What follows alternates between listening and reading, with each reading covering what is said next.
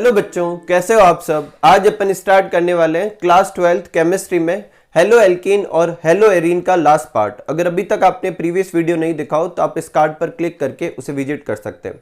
आज के वीडियो में अपन चैप्टर का सबसे लास्ट टॉपिक लेने वाले हैं, जो कि बेसिकली क्या है, रिएक्शंस ऑफ हेलो एरीन। तो देखो, हेलो एरीन की जितनी भी रिएक्शंस है उसे आप तीन कैटेगरी में डिवाइड कर सकते हैं। पहली कैटेगरी है न्यूक्लियोफिलिक सब्स्टिट्यूशन रिएक्शन या एसएन रिएक्शन, दूसरी रिएक्शन है इलेक्ट्रोफिलिक सब्स्टिट्यूशन रिएक्शन और तीसरी रिएक्शन है रिएक्शन जो मेटल के साथ होती है। ठीक है, तो सबसे पहले अपन देखते हैं न्यूक्लियोफिलिक सब्स्टिट्यूशन रिएक्शन। तो देखो, न्यूक्लियोफिलिक सब्स्टिट्यूशन रिएक्शन जो है अपन ने लास्ट वीडियो में भी स्टडी की थी। इसमें क्या होगा, एक न्यूक्लियोफाइल आएगा और वो क्या करेगा, किसी एक ग्रुप को रिप्लेस करके उसकी जगह खुद आ जाता है। तो न्यूक्लियोफिलिक सब्स्टिट्यूशन क्या हेलो एरीन शो करता है, और अगर करता है तो क्या आसानी से करता है, कौन सी रिएक्शन में करता है, वो सारे टॉपिक अपन को समझने हैं। तो एराइल हैलाइड या हेलो एल्केन जो होते हैं वो लेस रिएक्टिव होते हैं, किसके लिए, न्यूक्लियोफिलिक सब्स्टिट्यूशन के लिए। किसके कंपेयर में, हेलो एल्केन के कंपेयर में। हेलो एल्केन आसानी से न्यूक्लियोफिलिक सब्स्टिट्यूशन देते हैं, हेलो एरीन इतने आसानी से नहीं देते। तो उसके क्या क्या कारण है वो अपन को समझने हैं।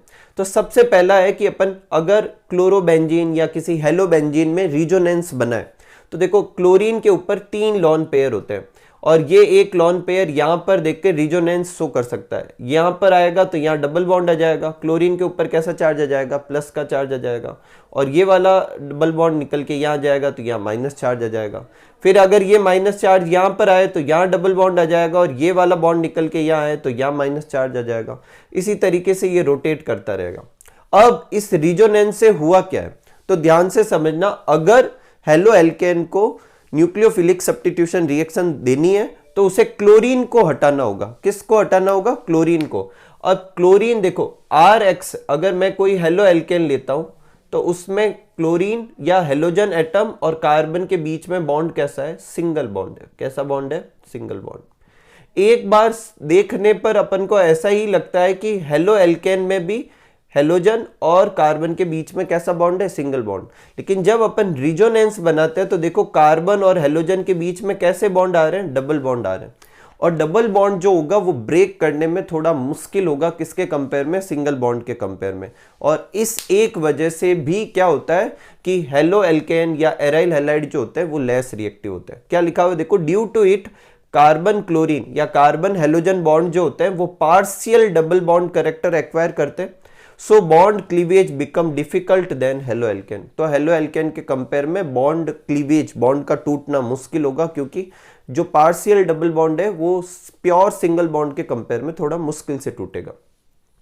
दूसरा है कि बेंजीन रिंग जो होती है उसमें 3 डबल बॉन्ड है। कितने डबल बॉन्ड है, 3 डबल बॉन्ड। इसकी वजह से वो इलेक्ट्रॉन रिच है, तो वो इलेक्ट्रोफाइल को आसानी से अट्रैक्ट करती है। ठीक है, न्यूक्लियोफाइल के ऊपर कैसा चार्ज होता है, माइनस का चार्ज, और बेंजीन रिंग पे 3 डबल बॉन्ड की वजह से बहुत सारा क्या है, इलेक्ट्रॉन रिच क्लाउड बन जाता है, और वो उस न्यूक्लियोफाइल के माइनस चार्ज को क्या करता है, रिपेल करता है।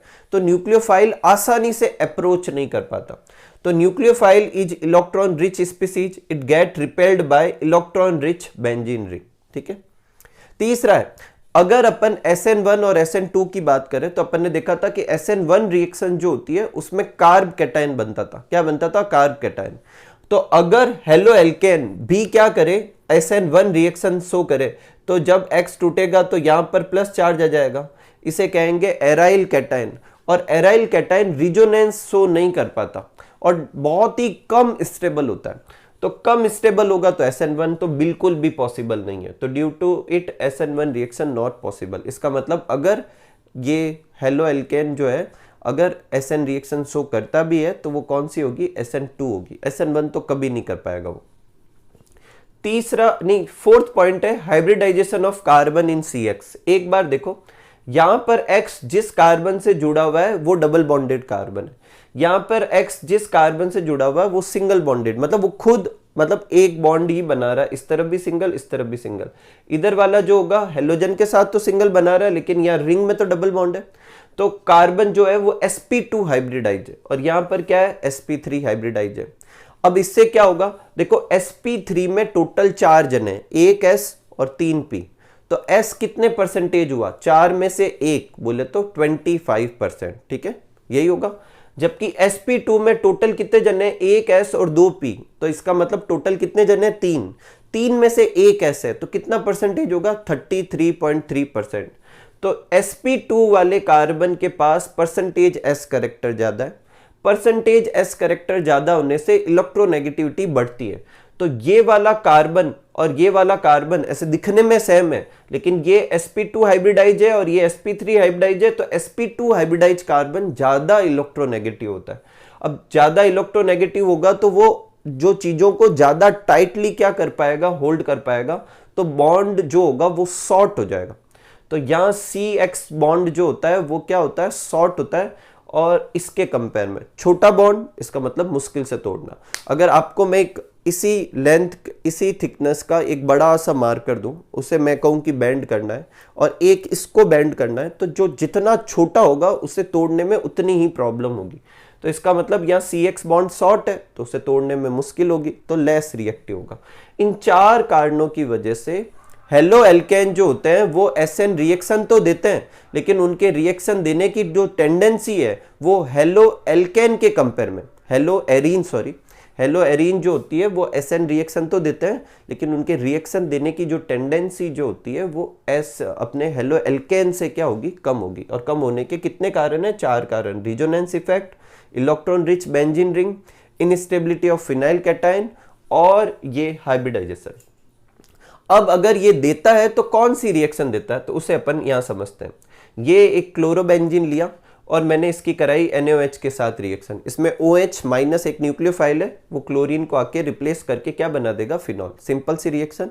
लेकिन एक बार आप रिएक्शन कंडीशन पे फोकस कीजिए, 623 केल्विन और 300 एटमॉस्फेयर प्रेशर, ये हिंट कर रहा है कि ये रिएक्शन आसानी से नहीं हो रही। और क्यों नहीं हो रही, उसके कारण अभी अपन ने देखे। तो SN रिएक्शन शो तो कर रहा है, लेकिन थोड़ा ड्रास्टिक कंडीशन में, थोड़ा आपको टेम्परेचर ज्यादा लेना होगा, प्रेशर ज्यादा लेना होगा, ठीक है। क्या अपन इन कंडीशन को थोड़ा कम कर सकते हैं, तो कर सकते हैं। कैसे कर सकते हैं, देखो, इस क्लोरोबेंजीन की ऑर्थो या पैरा पोजीशन पर अपन को क्या करना है, एक इलेक्ट्रॉन विड्रॉइंग ग्रुप लगा देना है। अब ये क्या करेगा, उसको समझने के लिए वापस अपन सेकंड पॉइंट पे चलते हैं। मैंने आपको बोला कि जो न्यूक्लियोफाइल आता है वो क्या करता है, बेंजीन रिंग पर जो इलेक्ट्रॉन क्लाउड है उससे रिपेल होता है। कैसा होगा अगर अपन उस बेंजीन रिंग की इलेक्ट्रॉन क्लाउड को थोड़ा कम कर दें, अगर कम कर दे तो ये रिपल्सन कम होगा, और कम होगा तो आसानी से अप्रोच कर पाएगा। ये काम करता है कौन, NO2। NO2 एक इलेक्ट्रॉन विड्रॉइंग ग्रुप है, तो वो रिंग से इलेक्ट्रॉन को अपनी तरफ खींचेगा। जैसे ही अपनी तरफ खींचेगा या रिंग पर इलेक्ट्रॉन डेंसिटी पहले के कंपेयर में कम हो जाएगी, कम होगी तो न्यूक्लियोफाइल आसानी से अप्रोच कर पाएगा। तो अगर मैं पैरा पोजीशन पर NO2 जोड़ता हूं तो वही Cl की जगह क्या आएगा, OH आएगा। लेकिन अब रिएक्शन कंडीशन देखो थोड़ा कम हुई है।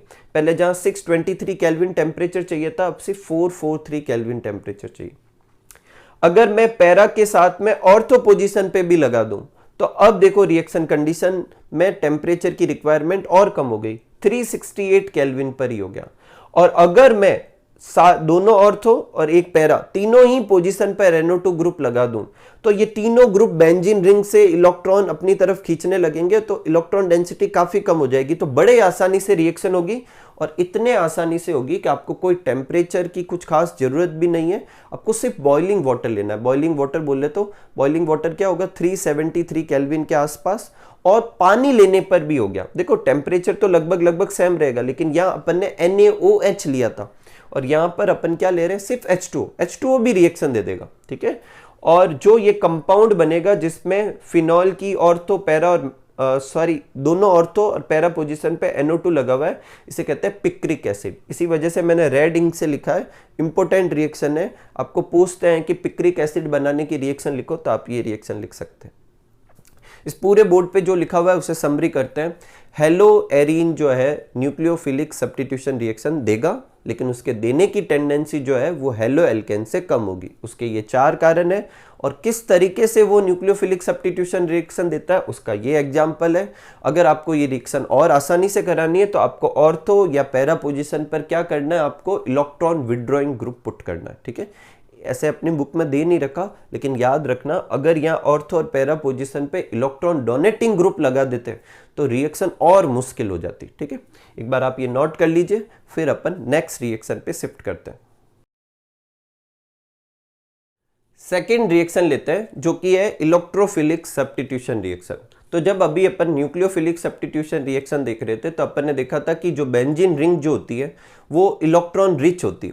तो इलेक्ट्रॉन रिच है तो वो न्यूक्लियोफाइल के कंपेयर में इलेक्ट्रोफाइल को आसानी से अट्रैक्ट करेगी। तो वो आसान रिएक्शन कौन सी शो कर सकती है? Electrophilic substitution reaction. तो यहां पर इलेक्ट्रोफिलिक सब्स्टिट्यूशन रिएक्शन होगी, बेंजीन रिंग है इस वजह से, लेकिन वो कहां पर होगी? अब ये कहां पर होगी, ये क्यों कर रहे हैं अपन? क्योंकि बेंजीन रिंग पर तो पहले से कौन जुड़ा हुआ है? एक ग्रुप तो पहले से जुड़ा हुआ है, हेलोजन। तो अब ये हेलोजन डायरेक्ट करेगा, ओरिएंटेशन डिसाइड करेगा कि रिएक्शन कहां पर होगी। तो अगर मैं रिजोनेटिक स्ट्रक्चर वापस ड्रॉ करूं जो अभी अपन ने ड्रॉ किए थे, तो अपन को दिखता है कि ऑर्थो, पैरा और ऑर्थो पोजीशन पे माइनस चार्ज आता है। मतलब इलेक्ट्रॉन डेंसिटी ऑर्थो, पैरा और ऑर्थो पोजीशन पे थोड़ी ज्यादा है। किसके कंपेयर में? मेटा के कंपेयर में। और इलेक्ट्रोफाइल जो आएगा उसे इलेक्ट्रॉन डेंसिटी ही चाहिए, तो वो कहां पर जाके जुड़ना पसंद करेगा? ऑर्थो या पैरा पोजीशन पे। तो from these resonating structure it is clear that halogen is ortho and para directing group, so electrophilic substitution reaction take place on ortho and para position. अब देखो यहां पर 1 2 3 4 जो ये अपने इलेक्ट्रोफिलिक सब्स्टिट्यूशन रिएक्शन दे रखी है, ये सारी की सारी रिएक्शन आपके बार बार आएगी।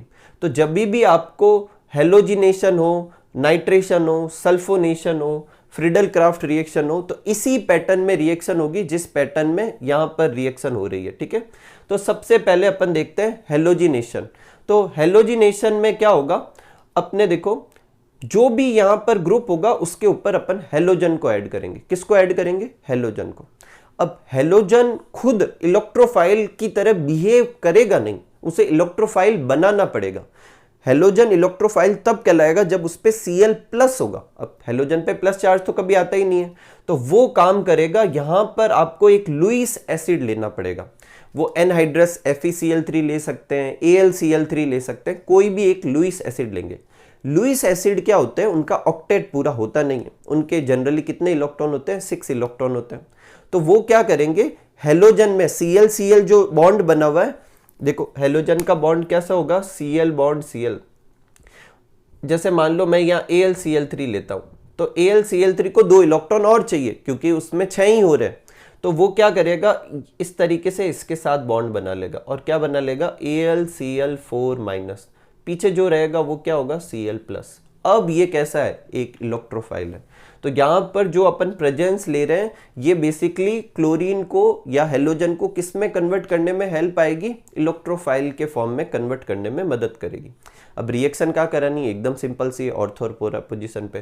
तो एक बार पैरा पोजीशन पे क्लोरीन जोड़ दिया, एक बार ऑर्थो पे जोड़ दिया। ठीक है, ये चीज मैं जो कह रहा हूं उस पर ध्यान देना। अगर अगली बार अपन कोई टॉपिक में, जो कि अपन अगले वाले चैप्टर में भी करेंगे, जब भी अपन इलेक्ट्रोफिलिक सब्स्टिट्यूशन में हेलोजिनेशन करेंगे तो आपको जोड़ना क्लोरीन ही है। मतलब जो भी हेलोजन है वो जोड़ना है, एक बार ऑर्थो और एक बार पैरा पोजीशन पे। कुछ केस में मेटा पे भी जुड़ेगा, वो अब टॉपिक आएगा तब देखेंगे। अगला है नाइट्रेशन।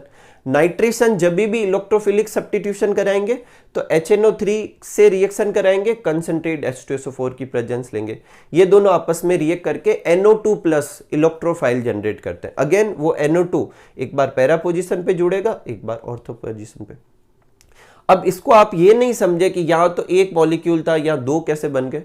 तो जो कंटेनर में जितने भी आप रिएक्टेंट लोगे उसमें से ज्यादातर तो ये पैरा वाला बनाएगा, कुछ ऑर्थो वाला भी बना सकता है। ठीक है, अब कंटेनर में एक मॉलिक्यूल लेके रिएक्शन नहीं करवा सकते। ठीक है, जब अपन को सल्फोनेशन कराना होगा तो रिएक्शन कराएंगे H2SO4 से, और इसमें जो इलेक्ट्रोफाइल होगा वो होगा SO3H। तो एक बार पैरा पोजीशन पे जुड़ गया, एक बार ऑर्थो पोजीशन पे जुड़ गया। इन सब के नाम पर भी आप अच्छे से गौर कीजिएगा, नाम अच्छे से समझिएगा, इसके नाम याद कीजिएगा क्योंकि नाम से भी पूछते हैं। ठीक है, तो हेलोजिनेशन में क्लोरीन जुड़ती है, नाइट्रेशन में NO2 ग्रुप जुड़ता है, सल्फोनेशन में SO3H जुड़ता है। जुड़ेगा कहां पर? ऑर्थो और पैरा पोजीशन पे। ठीक है, नेक्स्ट है अपने फ्रीडल क्राफ्ट। देखो थोड़ा रफ हो गया, मैं लिख देता हूं वापस। नेक्स्ट अपने जो टॉपिक है वो कौन सा है, फ्रीडल क्राफ्ट रिएक्शन। अब देखो फ्रीडल क्राफ्ट भी एक तरह की ESR ही होती है, इलेक्ट्रोफिलिक सब्स्टिट्यूशन रिएक्शन ही होती है। और ये जो दो तरह की होती है, एक होती है अपने फ्रीडल क्राफ्ट एल्काइलेशन और एक होती है अपने फ्रीडल क्राफ्ट एसाइलेशन। ठीक है, अब फ्रीडल क्राफ्ट एल्काइलेशन में अपन क्या जोड़ेंगे, एल्काइल ग्रुप जोड़ेंगे। क्या जोड़ेंगे, एल्काइल ग्रुप। और फ्रीडल क्राफ्ट एसाइलेशन में क्या जोड़ेंगे, एसाइल ग्रुप। तो देखो फ्रीडल क्राफ्ट एल्काइलेशन कराते समय अपन को क्या करना है, जो भी यहां पर एरोमेटिक कंपाउंड है उसकी रिएक्शन RX से कराएंगे। किससे कराएंगे, RX से। RX बोले तो, R बोले तो एल्काइल ग्रुप, X बोले तो कोई भी हेलोजन, जैसे मैंने CH3Cl लिया। अगेन एनहाइड्रस ElCl3 लेंगे, वो सेम काम करेगा, इस CH3 को CH3 प्लस में कन्वर्ट करने में हेल्प करेगा। और वो CH3 प्लस जो कि इलेक्ट्रोफाइल होगा, एक बार पैरा पोजीशन पे और कुछ में ऑर्थो पोजीशन पे जुड़ जाएगा। क्योंकि यहाँ जुड़ने वाला ग्रुप एल्काइल ग्रुप है, इसलिए मैं इसे कह रहा हूँ फ्रीडल क्राफ्ट एल्काइलेशन। ठीक है, ये वाले ग्रुप में भी AlCl3 से कराएंगे तो ये Cl तो इसके साथ चला जाएगा, CH3CO के ऊपर प्लस चार्ज आ जाएगा। ये एसाइल ग्रुप होता है CH3CO, एसिटाइल भी बोल सकते हैं, एसाइल भी बोल सकते हैं। एक बार ये पैरा पोजीशन पर, एक बार ये ऑर्थो पोजीशन पे, तो ये फ्रीडल क्राफ्ट एसाइलेशन हो गया। मैं फिर रिपीट कर रहा हूँ, ये चारों रिएक्शन आपको और किसी ऑर्गेनिक कंपाउंड के केस में भी देखने को मिल सकती है। जैसे मान लो कि एक अपन कोई कंपाउंड कर रहे हैं जिसमें पहले से यहाँ Cl की जगह, या जैसे ये अभी अपन क्लोरोबेंजीन की कर रहे हैं, मान लो उधर एक कोई करके ग्रुप जुड़ा हुआ है और उसमें भी आप इसकी रिएक्शन कराते हैं, तो आपको बस ये याद रखना है कि इनकी रिएक्शन में तो CH3CO जोड़ना था, तो एक बार पैरा पर और एक बार किस पे जोड़ देंगे, ऑर्थो पे। ठीक है, तो ये चार रिएक्शन बार बार आपके आगे भी आएगी, फिनॉल में भी आएगी, एरोमेटिक ईथर में भी आएगी, नाइट्रोबेंजीन में भी आएगी, एमीन में भी आएगी। हाँ, कुछ केस में अपन ये रिएक्शन मेटा पर करवाएंगे, क्यों करवाएंगे अपन उस टॉपिक में समझेंगे। नेक्स्ट है कि reactivity of haloarene for ESR is less than benzene, why. देखो अपने हेलोएरिन में भी बेंजीन रिंग है और बेंजीन खुद एक बेंजीन रिंग तो है ही है, तो दोनों इलेक्ट्रोफिलिक सब्स्टिट्यूशन रिएक्शन देते हैं। तो क्वेश्चन है कि इनके देने की टेंडेंसी बेंजीन से कम क्यों होती, आसानी से देता है लेकिन बेंजीन के कंपेयर में कम क्यों है उसकी रिएक्टिविटी, उसका कारण समझना है। तो देखो हेलोजन ग्रुप जो होता है वो दो तरह के इफेक्ट शो करता है। अगर रिंग के हिसाब से देखें तो वो एक +M ग्रुप है। +M ग्रुप मतलब रिंग की तरफ इलेक्ट्रॉन पेयर देगा। देखो आप इस डायग्राम से समझ सकते हैं, रिंग की तरफ इलेक्ट्रॉन पेयर दिया, रिंग के ऊपर ऑर्थो और पैरा पोजीशन पे इलेक्ट्रॉन डेंसिटी बढ़ा दी। इस हिसाब से ये एक +M+R ग्रुप है। ठीक है, जो रिंग एक्टिवेटर है, रिंग पर इलेक्ट्रॉन डेंसिटी बढ़ाता है। लेकिन हेलोजन एक इंडक्टिव इफेक्ट होता है, आपने सुना होगा +I -I, उस हिसाब से हेलोजन एक -I ग्रुप है। कैसा ग्रुप है, -I group, but it is also has -I effect. अब -I इफेक्ट की वजह से ये जिस कार्बन से जुड़ा होगा उस कार्बन के इलेक्ट्रॉन को अपनी तरफ खींचेगा। So it has some tendency to withdraw electron from benzene and hence, और इस वजह से जो बेंजीन रिंग पर जो अपने क्या कहते हैं, जितना इलेक्ट्रॉन रिच होना चाहिए उतना नहीं होगा, थोड़ा कम हो जाएगा, क्योंकि क्लोरीन के -I इफेक्ट की वजह से। और बेंजीन पे तो ऐसा कुछ है नहीं, इसलिए बेंजीन के कंपेयर में हेलो बेंजीन जो है थोड़ा मुश्किल से रिएक्शन शो करता है। एक चीज यहाँ पे ध्यान से सुनना, या I इफेक्ट भी है क्लोरीन का या M इफेक्ट भी है। अब इन दोनों को अच्छे से सुनना। I इफेक्ट जो होता है वो रिएक्टिविटी हैंडल करता है, वो M इफेक्ट से ज्यादा पावरफुल हो जाता है किसमें, रिएक्टिविटी हैंडल करने के केस में। तो रिएक्टिविटी ज्यादा होगी या कम होगी वो तो I इफेक्ट डिसाइड करेगा। ठीक है, और यही वजह है कि I इफेक्ट कैसा है, -I, और हेलोएरिन की रिएक्टिविटी कम है। लेकिन रिएक्शन कहां पर होगी ये I इफेक्ट डिसाइड नहीं करेगा, वो M इफेक्ट डिसाइड करेगा। और M इफेक्ट कैसा है क्लोरीन का, ऑर्थो एंड पैरा डायरेक्टिंग है, इसलिए रिएक्शन कहां हो रही है, ऑर्थो और पैरा डायरेक्टिंग पे। ये जो लास्ट में 2 पॉइंट लिखे हैं इसे आप अच्छे से याद रखें। अगर आपको पूछे हेलोएरिन की रिएक्टिविटी कौन डिसाइड करता है, तो I इफेक्ट डिसाइड करता है। लेकिन हेलोएरिन का वो जो बॉन्ड कहां पर बनेगा, मतलब वो ग्रुप कहां पर आके जुड़ेगा, ऑर्थो पैरा मेटा कहां पे जुड़ेगा, वो M इफेक्ट डिसाइड करेगा। क्योंकि हेलोजन +M का है इसलिए वो रिएक्शन कहां कराता है, ऑर्थो और पैरा पोजीशन पर। लेकिन उसका खुद का नेचर -I भी है इसलिए वो रिएक्टिविटी को कम कर देता है। ठीक है, अगर हेलोजन +I का होता तो वो रिएक्टिविटी को बढ़ाता भी। ठीक है, M से क्या डिसाइड होता है, ओरिएंटेशन, I से क्या डिसाइड होता है, रिएक्टिविटी। अब इलेक्ट्रोफिलिक सब्स्टिट्यूशन के लिए एक और पॉइंट आप ऐसे याद कर लो, अगर प्लस आई ग्रुप जुड़ा हुआ है तो रिएक्टिविटी बढ़ेगी, माइनस आई ग्रुप जुड़ा हुआ है तो रिएक्टिविटी घटेगी, प्लस एम जुड़ा हुआ है तो वो ऑर्थो और पैरा पर रिएक्शन करवाएगा, माइनस एम जुड़ा हुआ है तो वो मेटा पर करवाएगा। अभी मैंने आपको बोला ना कुछ में रिएक्शन मेटा पोजीशन पर भी होती है, अपन टॉपिक पे समझेंगे। तो जिनमें भी मेटा पर होगा वो जो ग्रुप होगा, जैसे यहाँ क्लोरीन जुड़ा हुआ है ना ऊपर, वैसे ही वहां पर जो ग्रुप जुड़ा होगा वो मेटा डायरेक्टिंग होगा। क्लोरीन ऑर्थो और पैरा डायरेक्टिंग होता है तो वो ऑर्थो और पैरा पोजीशन पे करवा देता है। ठीक है, एक बार आप ये नोट कर लीजिए और फिर अच्छे से समझ के इसे समझिए। ठीक है, फिर अपन अगला टॉपिक करते हैं। नेक्स्ट अपने टॉपिक है रिएक्शन विथ मेटल। तो देखो अपन ने हेलो एल्केन की भी रिएक्शन विथ मेटल की थी। क्या की थी, एक अपन RX लेते थे, फिर उसकी सोडियम से रिएक्शन करवाते थे, फिर एक और XR लेते थे और इसमें से Na के साथ ये दोनों X निकल जाते थे और R जुड़ जाते थे, और इस रिएक्शन को अपन क्या कहते थे, वुड्स रिएक्शन कहते थे। क्या कहते थे, वुड्स रिएक्शन। तो फिटिंग एक और साइंटिस्ट का नाम है, और फिटिंग ने क्या बोला कि अगर आप एक तरफ मतलब RX लें और एक तरफ एराइल हैलाइड लें तो भी रिएक्शन हो सकती है। सेम पैटर्न से होगी, Na दोनों X के साथ चला जाएगा और ये एल्काइल ग्रुप इस पे जुड़ जाएगा और एल्काइल बेंजीन बन जाएगा। तो ये वुड्स फिटिंग रिएक्शन कहलाई। और अगर दोनों तरफ एराइल हैलाइड ले लें तो वो फिटिंग रिएक्शन हो जाएगी। वापस रिवाइज कराता हूँ, अगर दोनों तरफ 2Na की रिएक्शन दोनों तरफ RX मतलब दो मॉलिक्यूल RX के साथ करवाएं तब तो वुड्स रिएक्शन। एक तरफ हेलो एल्केन एक तरफ हेलो एरीन तब वो वुड्स फिटिंग, और अगर दोनों तरफ हेलो एरीन तो वो फिर फिटिंग रिएक्शन कहलाएगी। नेक्स्ट है अपने पॉली हेलोजन कंपाउंड। इसमें कुछ खास टॉपिक है नहीं, लेकिन फिर भी कुछ की पॉइंट मैंने हाईलाइट किया है। सबसे पहला है डाइक्लोरोमीथेन, जिसे मिथाइलिन क्लोराइड भी कहते हैं, और ये होता है CH2Cl2। इसके क्या यूजेज है, क्या हार्मफुल इफेक्ट है, जो की पॉइंट थे वो मैंने लिख दिया, आप रीड कर लेना। नॉर्मली आप चाहो तो याद कर सकते हो, वैसे इतने आते नहीं है ना तो कॉम्पिटिटिव एग्जाम में ना बोर्ड क्लासेज में, पर फिर भी बुक में बहुत बड़े बड़े पैराग्राफ दे रखे हैं, मैंने उनमें से कुछ की पॉइंट यहाँ पर नोट कर दिए।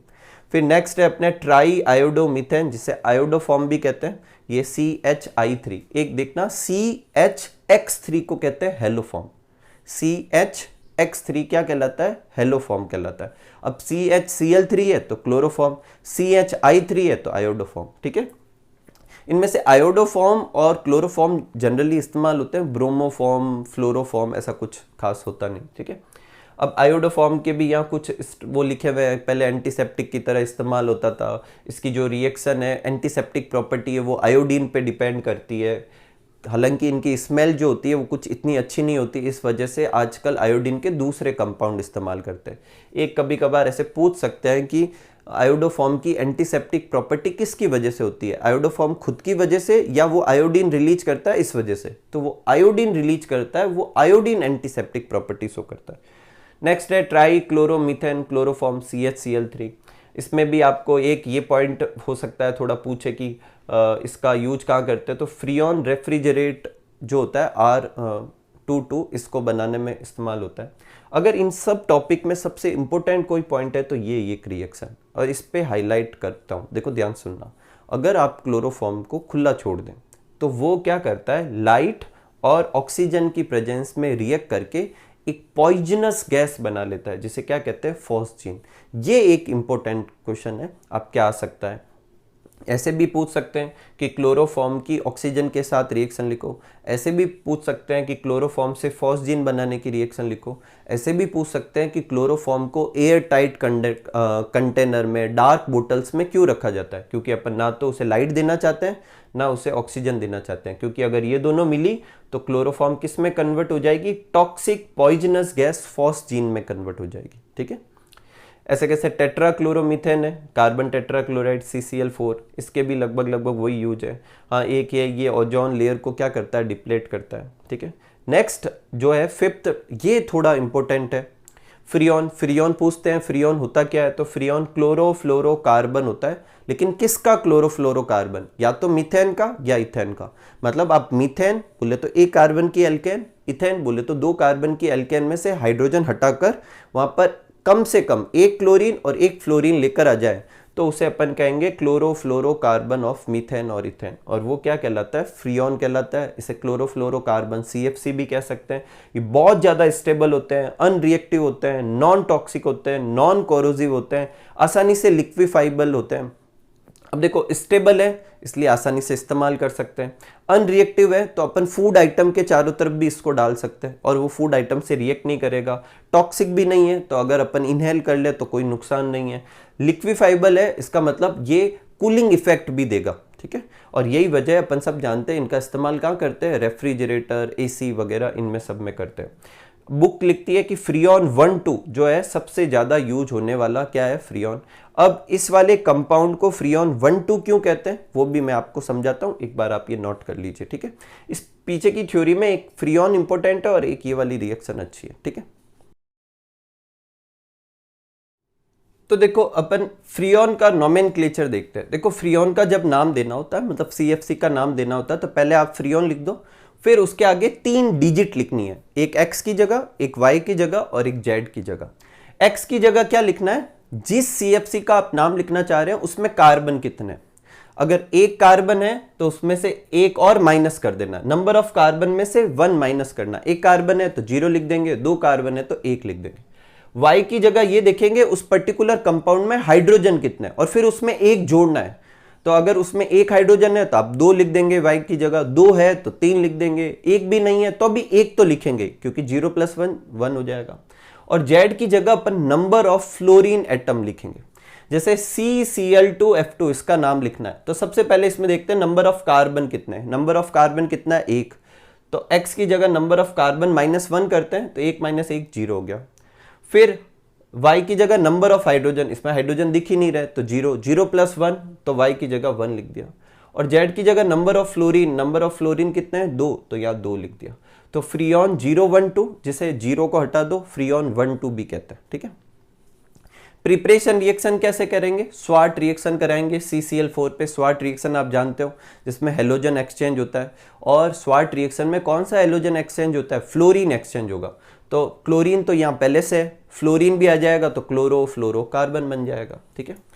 यूजेज यहाँ पे लिखे हुए, मेनली इसका कहाँ इस्तेमाल करते हैं, AC और रेफ्रिजरेटर में कूलिंग की तरह। हार्मफुल इफेक्ट क्या है, ये इतनी स्टेबल कर रहे हैं तो ये जब ऊपर की तरफ मूव करती है तभी भी ये किसी से रिएक्ट नहीं करती, ये फिर सीधा रिएक्ट करती है ओजोन लेयर में जाकर। ओजोन लेयर में जब इसके ऊपर UV रेडिएशन गिरती है तो ये Cl फ्री रेडिकल बनाती है। क्या बनाती है, Cl फ्री रेडिकल, और वो एक चेन रिएक्शन शो करता है जो ओजोन को डिप्लेट करने लगता है। A single Cl free radical मतलब ऐसे करीब 1-2 लाख अपने ओजोन के मॉलिक्यूल को डिप्लेट कर पाता है, तो ये बहुत बड़ा नंबर है। और इसी वजह से ओजोन डिप्लेशन एक सबसे बड़ी प्रॉब्लम है क्लोरोफ्लोरोकार्बन के इस्तेमाल में। नेक्स्ट और लास्ट टॉपिक है अपना DDT के केस में आपको इसका नाम अच्छे से याद करना है और इसका स्ट्रक्चर अच्छे से बनाना है।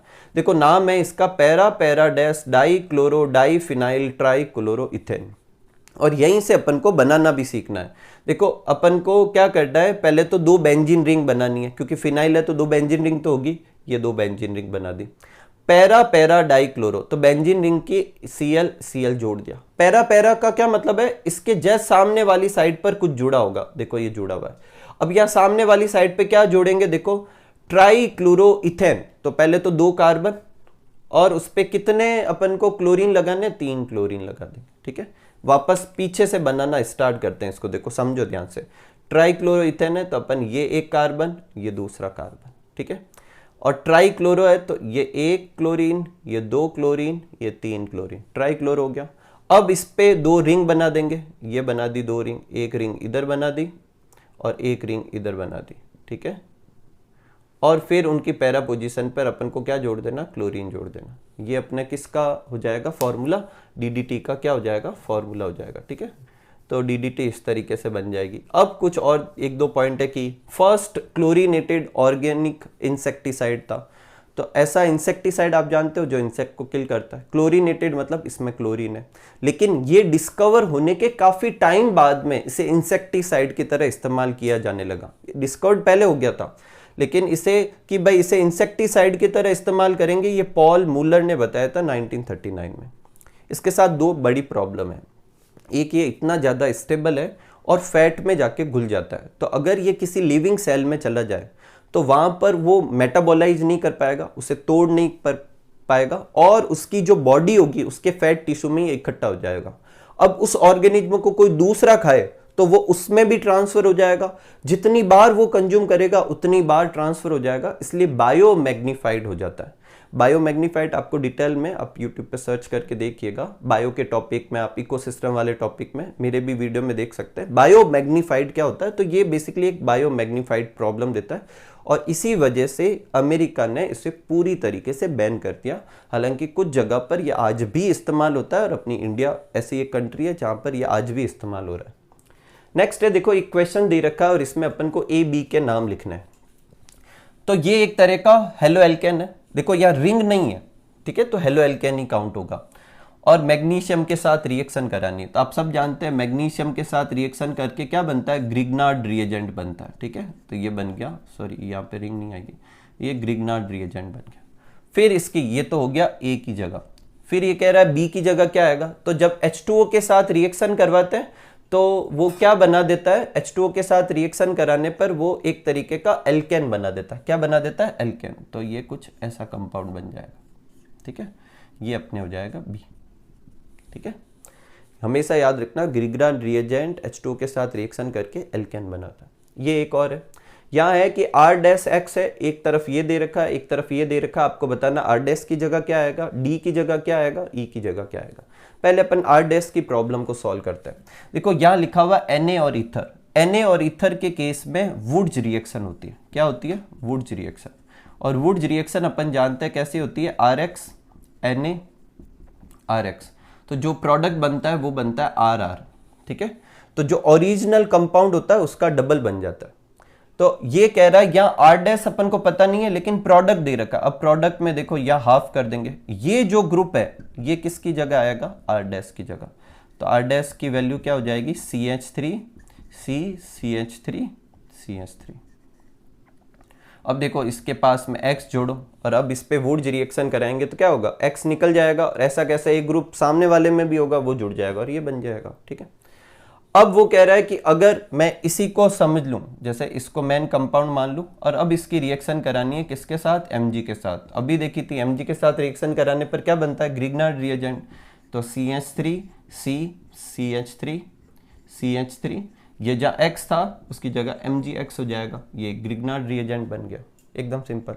फिर इसकी रिएक्शन करानी है H2O के साथ, तो H2O के साथ अभी बताया था मैंने, H2O के साथ रिएक्शन कराते हैं तो क्या बनता है, एल्केन। तो CH3 C CH3 CH3 तो है ही है, यहाँ पर H लगा दो तो ये बन जाएगा, ठीक है। इसके साथ अपना ये चैप्टर जो होता है वो कंप्लीट होता है। उम्मीद करूंगा कि चैप्टर आपको अच्छे से समझ में आया होगा। मिलते हैं अगले चैप्टर के वीडियो में, तब तक आप सब लोग खूब सारा हार्डवर्क कीजिए, खूब खुश रहिए, खूब मस्त रहिए। Thank you for watching.